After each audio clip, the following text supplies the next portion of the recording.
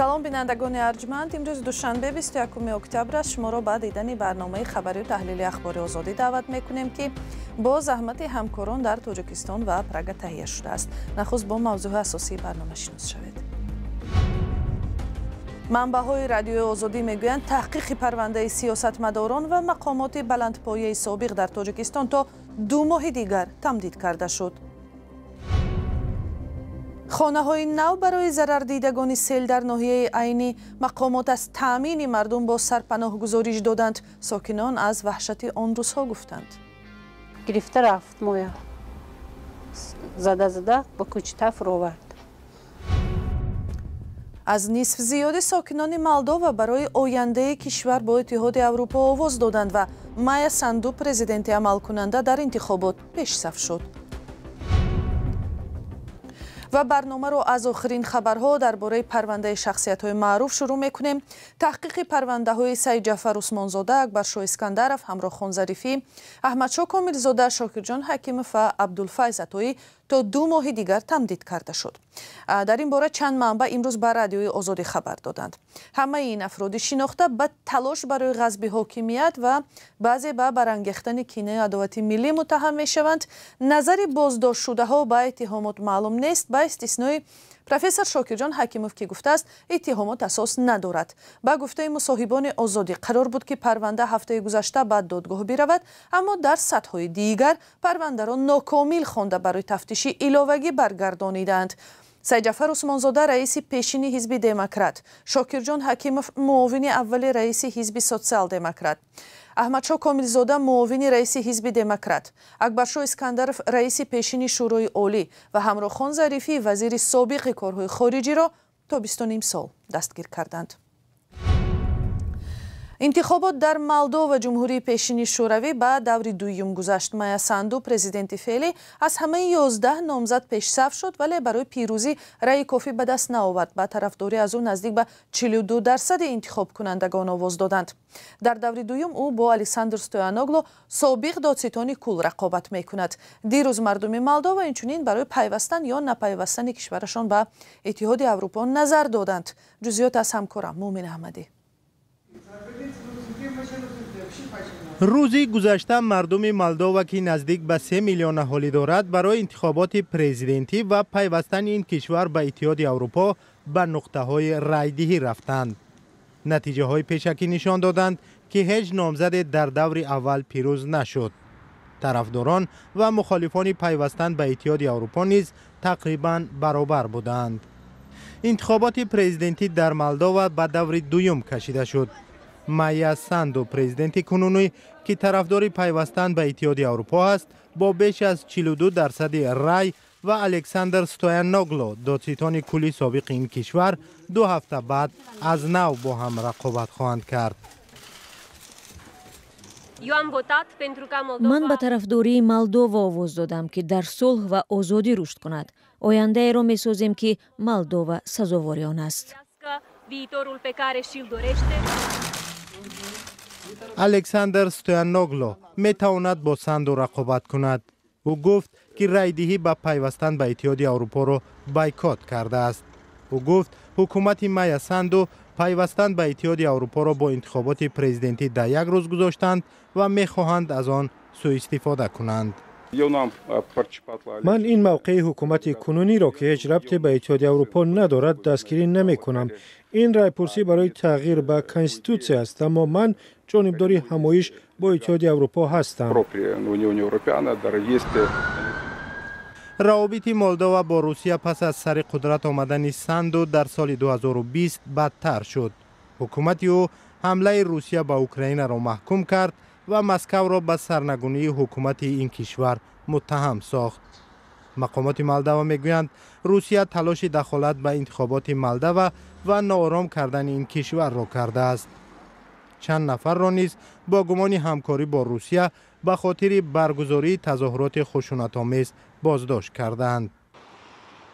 Русия дахолаташ дар умури Молдоваро рад мекунад, вале ҳукумати ин кишварро бар русбатбинӣ муттаҳам мекунад. مقامات در ولایت سوخت خبرنگاران را با خانه‌های نو آفت‌زده‌های سیل‌های تابستان امسال شناس کردند. در دهه اسکادر ناحیه عینی 15 خانه نو نصیب ساکنان بی‌خانه مانده شد. در تاجیکستان شکایت از کم توجهی مقامات به ضرر دیده‌های آفت‌های طبیعی کم نیست و آسیب دیدگان بسیار وقت در پی آفت‌ها با مشکل خود تنها میمانند. فرزان محمدی تفصیلات بیشتر دارد. محله نو در نزدیکی دهه سیلزده اسکادر بنیاد شده است برای آنهایی که روز 13 ایول امسال به خانه و جای ماندند. مردمی که از آمدن سردی و زمستان میترسیدند حالا خرسندند. روز 18 اکتبر رجبای احمدزاده رئیس ولایت سوخت با 15 عائله بی سرپناه مانده کلید خانه های نو را سپرد. حکومت ولایت هم سفر خبرنگاران را به اینجا تشکیل کرد. روز 13 ایول سیل بیزه فرد اومد. 10 حجره داشتیم. 6 تا زد، 4 دیگر الحالش هم تو مونده. که خونه های اساسی مزه فرد اومد زد. خدا به شکر بچه کم تینج همه نقص. من با دولت به رحمت. ساکنان دهه اسکادر میگویند در 50 سال اخیر شاهد چنین آفت طبیعی نشده بودند. در آن روز یک مرد 58 ساله از دهه به هلاکت رسید.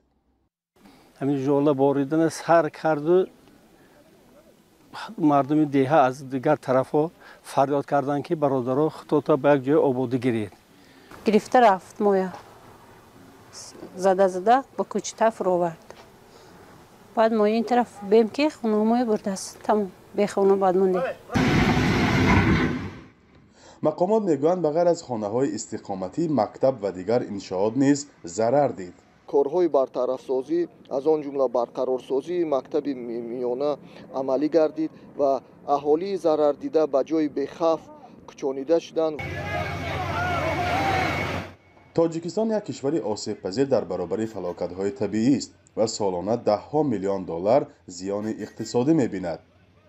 هر سال در وقتی بارشات حالتهای فوق‌العاده به عمل می آید، این سال نیز در شهر پنجکن، در ناحیه عینی، در کوهستان مشجع، در ناحیه دیوشتیچ، در ناحیه اش نیز همین حادثه ها از طرف خدمات حالتهای فوق‌العاده در ولایت به قید گرفته شده بود.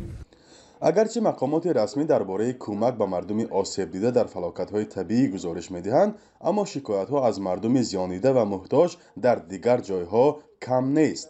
حالا اینجا آنهای جمع آمدند که اقبالشان بلندی کرده است و صاحب خانه شدند. فرزان محمدی، رادیو آزادی، ناحیه عینی. به وطن خود برگشته پادبانی کنید. این خطاب است که بسیار وقت ملتگرایان روز به مهاجران نسبت می‌دهند. جورابک امانوف، بلوگر و حامی حقوق از ازبکستان که چند هفته پیش از روسیه اخراج شد، حالا در بخارا گوسفند می‌چراند، اما میگوید دفاع از حقوق مهاجران را ادامه خواهد داد. گزارش بخش میگرانت میدیا را شهلای گلخوجه تقدیم می‌کند. جورابک امونов блогер ва ҳомии ҳуқуқ аз ӯзбекистон ки миёни муҳоҷирон шинохта шудааст 2 ҳафта пеш аз русия ихроҷ гардид. дар он ҷо ӯ ба ҳамватаноне ёрӣ мерасонд ки дар вазъияти душвор қарор доштанд, аммо як моҳ пеш худаш муҳтоҷи кӯмак шуд. کارمندان فسب از من پرسیدند که چرا به مهاجران حقوقهایشان را میفهمانم. گفتند برای ما چنین مهاجران مثل شما دانا لازم نیستند. به نقل امونوف، گروه‌های امنیتی از او طلب نمودند که تمام نوارها را از صفحه‌اش سوینچ در یوتیوب و تلگرام پاک کند. وقتی گفتم نوارها را پاک نمی کنم، آنها به تهدید گذاشتند. حالا یک باره 4 شاهد را دعوت می کنیم. ما پرونده جنایتی می کشاییم. برای قاچاق مواد مخدر کمش 8-10 سال جزا می گیری. در پهلوی من مرد با ماده 105 می نشست. در روسیه این ماده کشتار است. آنها نیت داشتند جنایت او را به گردن من بار کنند. همه حجت ها علیه آماده بودند. آنها می خواستند که من روسیه را ترک کنم. من گفتم میلش، بلیط گرفته می روم. به گفته حامی حقوق، کارمندان مقامات قدرتی با تهدید او را مجبور کردند که نواری را ثبت نموده در آن از پلیس عذر پرسد. در بعض موردها من پلیس را به نوار گرفتم، آنها را خفه می کردم و به برخی سخنهای بد گفتم. برای این کارم مرا ببخشید. من دیگر چنین کارها را نمی کنم. از برای خدا ببخشید. امونوف را در آن متهم کردند که گویا به مهاجران شیوه سرکشی از رعایت قانونگذاری مهاجرتی در روسیه را یاد می‌داده است. مرا متهم کردند که در منزل دیگر بدون قید زندگی می کردم. هرچند من 1 سال ثبت نام دارم. صاحبخانه باید آمده مرا در قید می گذاشت. عیبنامه آنها غیر قانونی بود. جورابک امونوف از سال 2010 در روسیه میزیست. در آنجا همچون مدیر انبار کار میکرد، ولی میان مهاجران با مصلحت‌های رایگانش در مسائل حقوقی شناخته شد.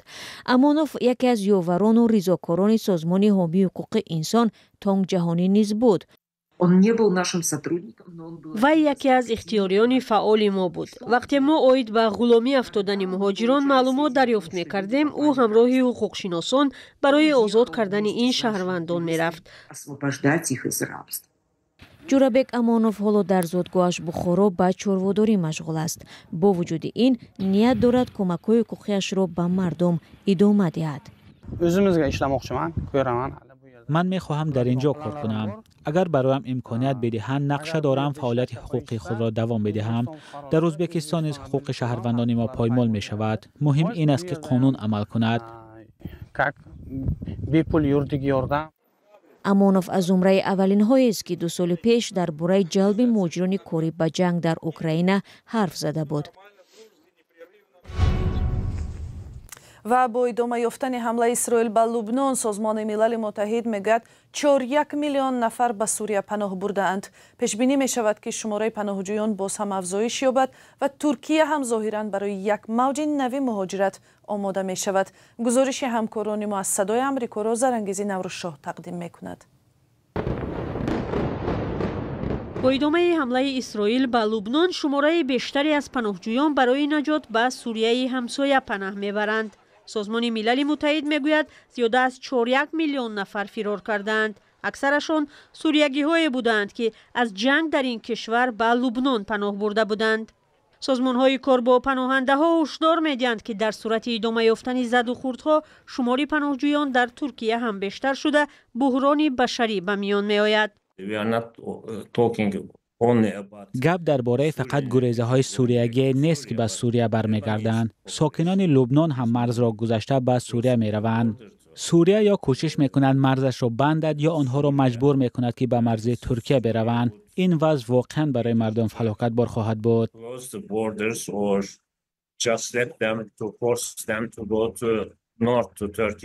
گریزه های جنگی لبنان در اردوگاه پناهندگان واقع در شمال و شرق سوریه نزدیک به مرز ترکیه جمع آمدند. این اردوگاه برای گریزه های جنگی شهروندی سوریه ساخته شده بود. مقامات میگویند آن دیگر جای خالی ندارد. ما مجبور بودیم آنها را قبول کنیم چون آنها برای حفظ جان خود از جنگ گریختند. جای رفت ندارند دیگر. حالا ما یگان خیمه نداریم، یگان نفر را دیگر قبول کرده نمیتوانیم. ولی ترکیه همسایه که الکی برای 4.5 میلیون گریزه از جمله 3 میلیون سوریگی پناهگاه داده است، به ناراضگی افزاینده مردم خود روبرو شده است. آغاز سال روان با زیاد شدن تنش گریزه ها مورد خشونت قرار گرفتند. تحلیلگران میگویند این به یک مشکل جدی سیاسی برای حکومت تبدیل یافته است. در 2 انتخابات اخیر موضوع اصلی بحث مسئله پناهنده ها بود. مخالفان تلاش کردند نسبت پناهنده ها در جامعه تصورات بد ایجاد شود. انقره در مرز با سوریه برای پیشگیری از ورود پناهنده ها دیوار برداشته است. با گفته تحلیلگران، حکومت تصمیم دارد از موج نوی گریزه های جنگی اخیر خاورمیانه پیشگیری کند. بینندگان ارجمند، در همین جا برنامه ما به پایان میرسد. سپاس برای همراهیتان. خبرهای تازه را همیشه از وبسایت رادیوی آزادی پیگیری کنید. azadi.org و خدا نگهبان شما.